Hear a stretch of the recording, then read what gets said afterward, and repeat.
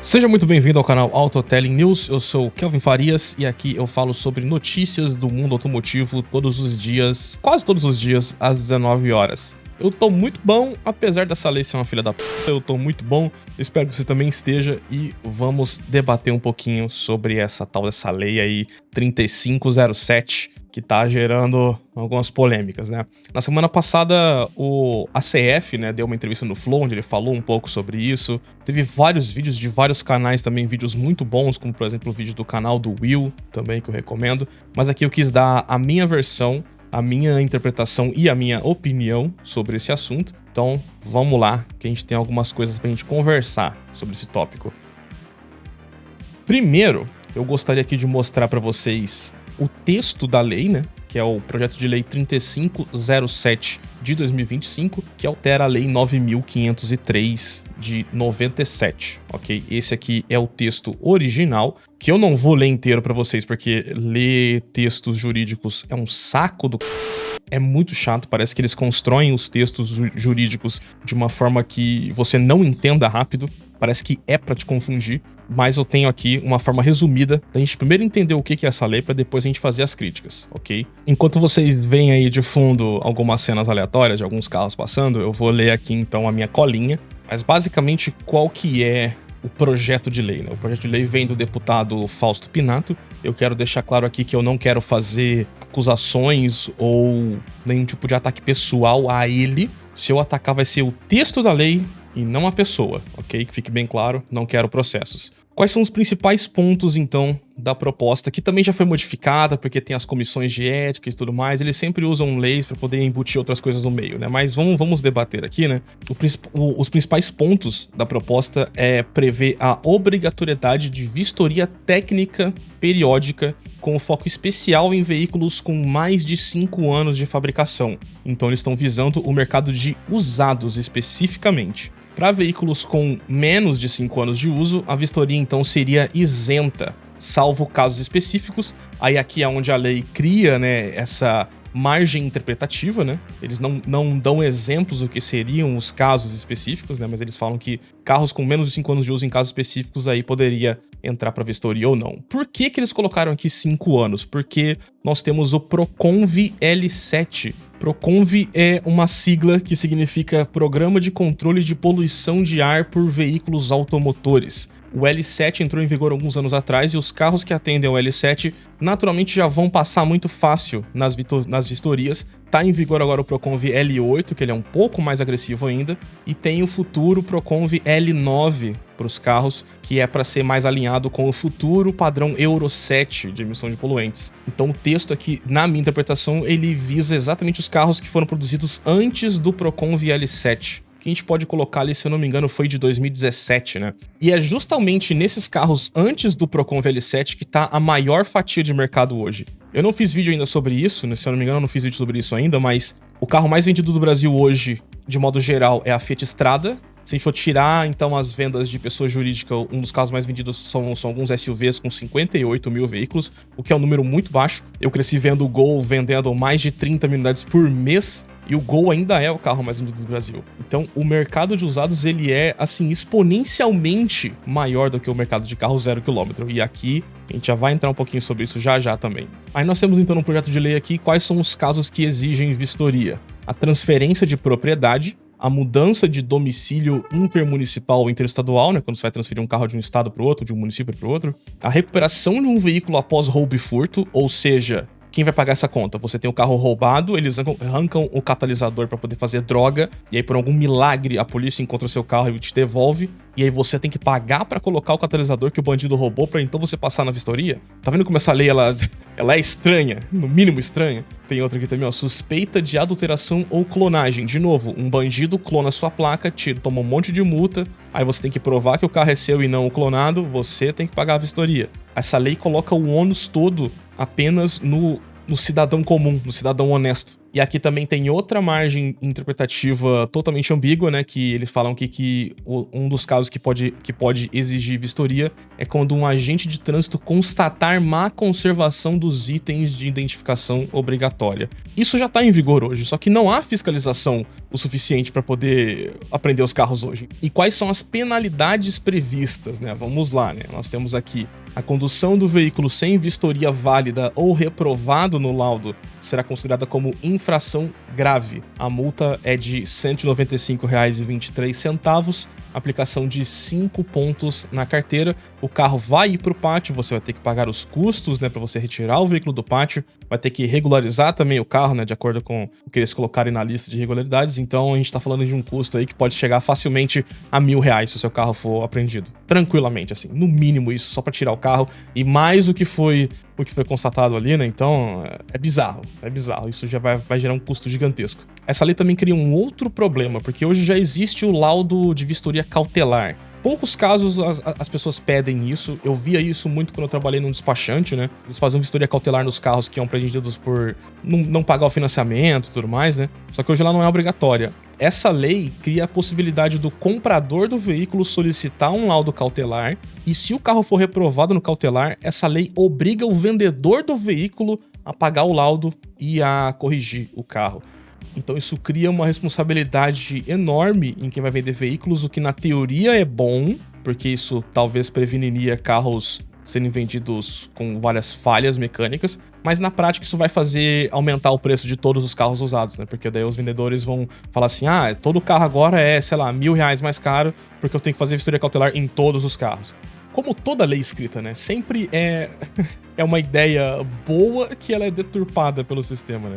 É sempre assim. Aí como que vai ser a execução dessa lei? As vistorias devem ser presenciais, realizadas por órgãos de trânsito ou empresas credenciadas. E aqui é onde nós sabemos que tudo no Brasil onde tem uma empresa credenciada para prestar serviço para o governo é onde sempre gera margem para corrupção. E outra coisa, né?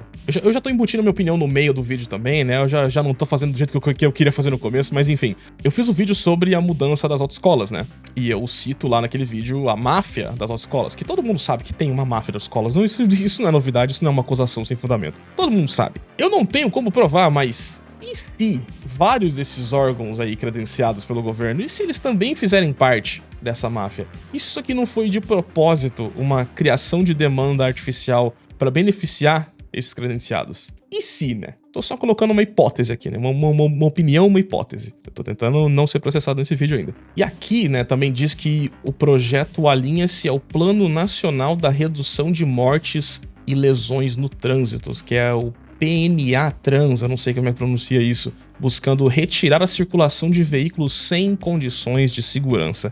Essa lei quer argumentar que se o carro não passou da vistoria, ele pode ser uma causa para acidente. Só que aí é onde entra um detalhe lindo. De acordo com os estudos do próprio Ministério dos Transportes e os dados da Polícia Rodoviária Federal, esses dados indicam que 90% dos acidentes no Brasil são causados por falha humana. Imprudência, uso de álcool, uso de telefone. As estatísticas apontam que cerca de 5 a 6% dos acidentes são atribuídos a falhas mecânicas ou problemas na via. Ou seja, a lei ataca uma fração mínima do problema. E justamente aqui, 90% dos acidentes do Brasil são causados por falha humana. E eles estão habilitando novos motoristas com menos capacitação. Entende como essa lei ela é extremamente mal escrita e o propósito dela não faz o menor sentido? E é uma lei que fomenta desigualdades sociais. Agora vamos entrar no papo que, né, certos grupos aí ideológicos adoram, né? Porque essa é uma lei que não vai afetar da classe média pra cima, que já tá todo mundo com o carro do Procon VL7 pra frente. É uma lei que vai criar custos nos mais pobres, que é quem movimenta esse mercado de usados. Isso tá dificultando ainda mais as pessoas mais pobres a conseguirem ter o seu próprio carro. E é isso que também tá alimentando o mercado de motocicletas. Vocês viram a quantidade de motos que foram vendidas em 2025? As motos já estão ultrapassando o mercado de carros usados. E as motos deixam o trânsito mais inseguro. Eles estão cada vez mais tirando o carro da população mais pobre e colocando moto no lugar deles. É simplesmente inacreditável o quão estúpida é essa lei. Não, e eu digo mais sobre essa questão dessa lei aumentar as desigualdades sociais, porque os carros que já estão do Procon VL7 pra frente, eles são muito caros. A população mais pobre não tem acesso. E dá a entender que esse texto da lei aqui é uma coisa pra, então, tentar forçar a compra de carros novos. Sendo que o cara que é pobre, ele não consegue nem ter score pra poder aprovar o financiamento de um Polo Tech de 80 mil. Entendeu? Então, é como sempre uma lei que vem com um discurso bonito, mas que na prática quem paga a conta são os mais pobres. Como sempre, como toda lei. É impressionante. E pra não dizer que não afeta a classe média pra cima, né, com os carros mais modernos, pra não dizer que não afeta, ainda assim, os carros pensados pra poder atender o Procon VL7 não foram feitos pra esse combustível novo, que é o combustível lá com mais de 30% de etanol. E o governo se declarou incapaz de fiscalizar se os combustíveis estão atendendo às normas ou não. Dane-se o combustível, a gente vai entregar um combustível porcaria pra você e você que se vire pro seu carro passar nos testes de emissões. Não é assim que funciona, gente. Não é assim que funciona. Existe física, existe engenharia. Isso aqui também é outra coisa. Nossa, tem mais uma coisa ainda também. Esse excesso de fiscalização desses laudos de emissão de poluentes, isso cria precedente para um novo Dieselgate. Um estilo, sei lá, um Etanolgate aqui no Brasil. Quem me garante que as fabricantes não podem olhar isso daqui e criar um mapa de injeção secreto que só vai ser ativado durante os testes dos laudos, para poluir menos e na rua poluir mais. As pessoas que defendem intervenção estatal parece que elas não percebem que não é porque o Estado colocou numa lei, colocou num papel, que a realidade vai mudar. Não é assim que funciona. E eu vi também pessoas argumentando de que, nossa, estão criando mais um imposto, sendo que não estão arrumando as ruas, sendo que a gente já paga IPVA. E esse argumento é falho. Eu quero trazer também esse outro tópico aqui, que foi uma coisa que eu descobri somente porque eu tava lendo comentários do meu vídeo lá sobre a LaFerrari, onde lá eu critico o fato do IPVA da LaFerrari ter sido, acho que era 800 mil na época.